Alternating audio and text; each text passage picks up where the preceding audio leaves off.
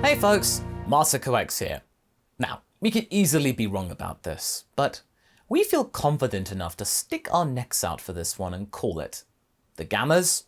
They ain't it, Chief. We don't personally believe that Gamma 1 and Gamma 2 are the true baddies of this movie. Something about their introduction and heavy marketing seems unlike the typical bad guy for a Dragon Ball story, or let alone any story for that matter. That's why we reckon that the truth behind these Gammas is all to do with their looks. Really, Masako? You're being that shallow and vapid as to be judging a book by its cover? Well, yes? Only with robots instead of books. As is often the case here on this channel, that some of the best ideas come from you fine folks. To be more specific, these ideas come from the What If Roundtable, mostly weekly live streams, where we take the ideas from you lot that you pose to Haverock and myself, and Sophie when she's available. It also helps support the channel in many other ways, much like how liking this video, subscribing to the channel, or a cheeky super thanks can do just as much good for us. Thank you. Bossmaker came up with another good idea that we could muse about the upcoming movie Dragon Ball Super Superhero. And no, it's not about whether Gohan is relevant anymore, or the Pickle, or even Pan. It's something that Hav and I have been casually thinking about prior to now, but hadn't yet built up enough conviction in which to make a fully fledged video about the topic. That is until Bossmaker showed up! We didn't really talk much about the Gammas on this channel prior to today, mostly because we don't know a lot about them just yet. It makes sense since we've only seen them in trailers where they feature, and only now we've gotten some more clips and slightly more tidbits to gauge their personalities. But what we do know, and what we can see now, may help us with seeing a pattern that has been present in the Dragon Ball series since the beginning. And it's all to do with their overall look and feel. I can assure you, once you're done with this video, you'll start to see this everywhere, not just in Dragon Ball. Let's cast our minds back to the very first visuals we got of these guys, before we were even aware that they were called Gammas 1 and 2. First of all, when we first saw these two, we were unsure what they even were. We couldn't be certain whether they were maybe aliens working for the Galactic Patrol in some way as detectives, or maybe they could have been androids, or alienoids, and their Red Ribbon Army patch, by the way, in those first designs, they were very cleverly hidden on the concept art, which may, or may not, already give us a hint about their future. But again, we didn't have a name. But Toriyama's character designs often are genius. They have something staring us in the face for the longest time. The belt said everything that we needed to know. We didn't even need a name. But when we did have the name, we were like, that's just brilliant. In any case, in later visual cues and discussions, we then found out they were built by Dr. Hedo as the new weapon for the Red Ribbon Army. And when it came to their overall personalities later on, both of these droids have distinct personas. They consider themselves to be superheroes, much like their creator. Gamma 2 is the more posturing, flamboyant, and goofy of the two, whilst Gamma 1 could be described as calm, loyal, steadfast. He is straight talking, whereas Gamma 2 is the eccentric sidekick who does most of the talking, who goes after giant pickles and tries to destroy their only house in life. At the same time, Hedo's name references a Japanese word for anti-vomiting medication, whilst Gero, or Jiro, who is clearly meant to be a nod to, is the word for the opposite. So already, we can start to see a few things that give us enough drive to bring you to this topic today.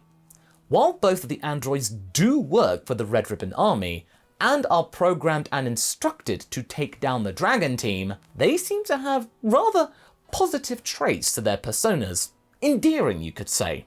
They genuinely see themselves as the heroes, acting with good intent for the apparent betterment of the human race, as well as the planet Earth. Both them and Hedo are just acting out their core desires for heroics. Not only that, but their creator's name is literally the opposite of Jiro, who's the mad evil scientist. So, polar opposites.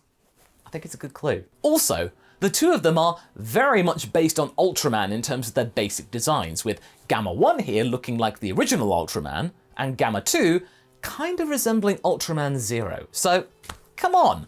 Would two of the villains of the next Dragon Ball movie that resemble some of Japan's most iconic superheroes truly be bad enough to be the bad guys of the movie through and through? Case closed, right, Masako? Kind of. But we want to provide you with more evidence and findings that hark back even further than Dragon Ball Super. Let's take a look at different examples of proof as to why these three, Hedo, Gamma 1 and Gamma 2, do seem like easily redeemable peoples in our books. We don't reckon they're going to die in this movie, and may in fact prove to come to the aid of the Dragon team after the movie, much like how Broly is seemingly doing now. So, what is our first big clue? That these two are going to end up being more friendly individuals going forward? Well, it's all to do with marketable plushies! Yes, okay, I can already sense the bewilderment emanating from the comment sections. I know what you're going to say. Masako, how do plushies prove anything? Other than the makers of the movie want to make money. Yes, I can understand that skepticism, I mean... I can talk. Well, the thing is that there is a real fine art to choosing which characters get plushies and those that don't. And although nowadays virtually any character seemingly has a plushie, and now you can even have your own made thanks to Makeship, #NotSpawn, they usually come about after the character's debut, and then of course based off of the character's popularity. If your character gets made into a plushie on a massive scale, they must be doing something right and engaging with the audience. Wouldn't you want to hug this adorable and spiky Frieza plushie? Yeah, this is what I mean. You have the likes of Frieza or Imperfect Cell, or even a Beerus as a cuddly toy. You may be thinking that, well, wait, they're villains, so it's going against your own thought process, but these only appeared on shelves years after their debut, long after their original menacing tone and mysteriousness had departed. Everyone knew who these people were. And not to mention they were really popular, and they could easily sell these plushies, so why not? Right now, one of the go-to merchandising models for these new characters are plushies of the Gammas, which, you know, may point out that these guys are much more cuddly in their overall demeanor than you might think. Think about it. They haven't even debuted yet properly, and they're already being given plushies that you could hug and cuddle, show off to people, and have for your very own. Not even Frieza or Cell got that when they were being shown off in the West. I feel this is a very good opening salvo for our case. So if we now look at other redeemed villains or antagonists of Dragon Ball, which in this picture is basically everyone, save for Gohan, Trunks, and Goku, and yeah, you could also count somewhat Krillin because he was a jerk, and look through other examples of redemption within Dragon Ball, or rivals becoming friends, do you see where we're going with this? All of these characters have since gone on to get merch that looks more conducive to them being overall good guys or have a soft touch. Or at least they're not as bad as we had previously imagined. Even Vegeta and Piccolo. We don't put Frieza here though, as he's a bit of a wild card. He doesn't have a redeeming quality per se, but we chalk his change of heart and inclusion in this debate as that he's now so deliciously devious. And after his alliance with everyone during the Tournament of Power, he is drawn in a more soft manner, you could say. That final form of his looks less imposing or frightening these days than his first form, yeah? Granted, when we first saw him in that final form, it did look scary and intimidating because it was brand new. But over time, it's kind of lost its edge in the evil department, but we don't chalk that down to bad design, it's just time is all. You know what we mean, right?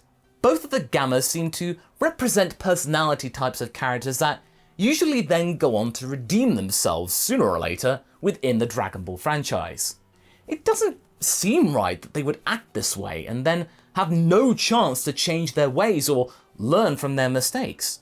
You catch my drift? The quiet, honourable, and to the point one, and the lovable show-off. Do these seem like final bosses to you? I mean, yes, you could easily throw the Ginyu Force into the mix and say that, oh, they didn't get this special treatment, but they were still really brutal. Despite their flamboyant outlook on life, come on, they were Frieza's elite guards. But if they appeared in different circumstances, might they have gotten that treatment? Based on the circumstances of the here and now, as well as the existing narrative patterns, the Gammas and their creator look to be more like misguided souls rather than bad guys. Sort of like 17 and 18 originally were.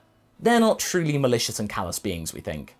They are simply being led down the wrong path by Magenta, Carmine, and the Red Ribbon Army. Not only that, but both Hado and the Gammas seem to have that little superhero obsession, which may show us that they ultimately want to do good, but will do anything they can to subscribe to that notion, and anyone that can maybe give them the tools to become said superheroes, like their idols, they'll willingly accept with open arms. Just because Hado is a prodigious child scientist and has a copious amount of intelligence, doesn't mean that he is able to sniff out bull when he sees it. Childish naivete can lead him down dark pathways regardless. From all we know thus far though, this might be how Magenta and Carmine were able to recruit the guy in the first place. And let's not forget, that's a pretty mean looking Goku. Doesn't that seem weird? Like that Wanted poster in GT? When he, Pan, and Trunks are being portrayed and painted as bad guys? Just make them look mean, grrr. Well, that's what we're getting here. We haven't seen Hercule painted in that light yet though, but every protagonist is being presented in a kind of nefarious light on that display, with only Vegeta sort of being accurate, since he always looks that way. What? Only he can rock that Badman t-shirt and still look like a total badman. There is also another thing that we might want to take a look at, which is kinda connected to merchandising too. With how the new Broly was treated as a character, basically a protagonist in his own movie, who ends up being spared at the end of it all, whilst also being misguided by Frieza, it also gives the Dragon World another thing. More strong characters. And now, we kinda know that the Red Ribbon Army had been spying on everyone with those Wasp drones, even after the original nano drones from Jiro were destroyed in the aftermath of Goku and Vegeta's first ever fight in the Saiyan saga. It implies that Jiro was acting alone, despite for the same cause. He might have been unaware of the Red Farmer lot existing in another part of Earth and taking their own notes. I'm really curious to see whether Jiro is mentioned by Magenta, and in what light that mention will be in. Will it be out of respect, reverence, or ridicule? Them seeing him as an old codger in a cave, maybe? We'll find out very soon. But all of this confirms that they kinda are aware of recent more godlike encounters and events going on. And even though God Key may not be readily available to them, they're at least cognizant of its existence and that it's a thing.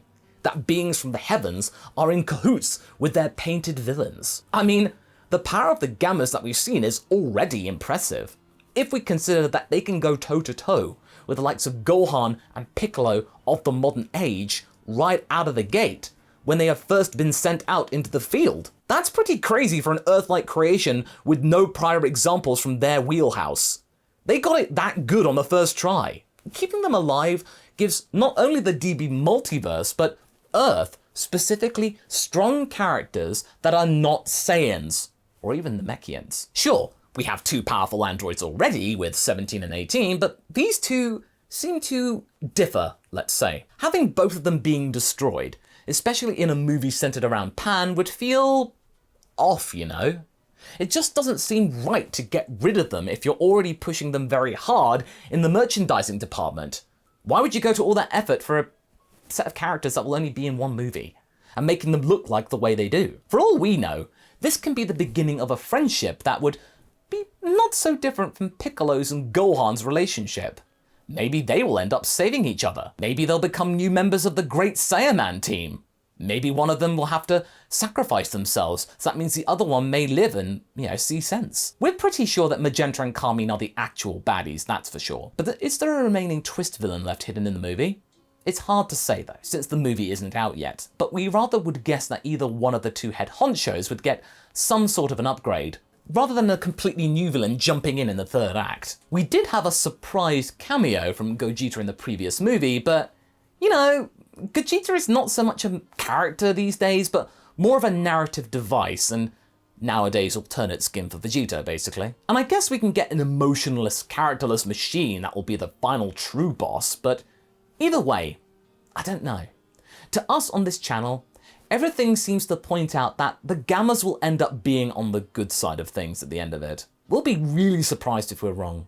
And their future in the franchise, if they survive the movie that is, might be exciting? Again, more strong characters means more competition for the likes of Goku. And whilst Goku will always be the main character in Dragon Ball, he's not the only one in the series. And we feel that even the Triple T is starting to slowly see that. If only that was better realized in the manga lately. Anyway, what do you folks think? Leave a comment below and let's get this discussion going. And I'll see you in the next video. Catch you later!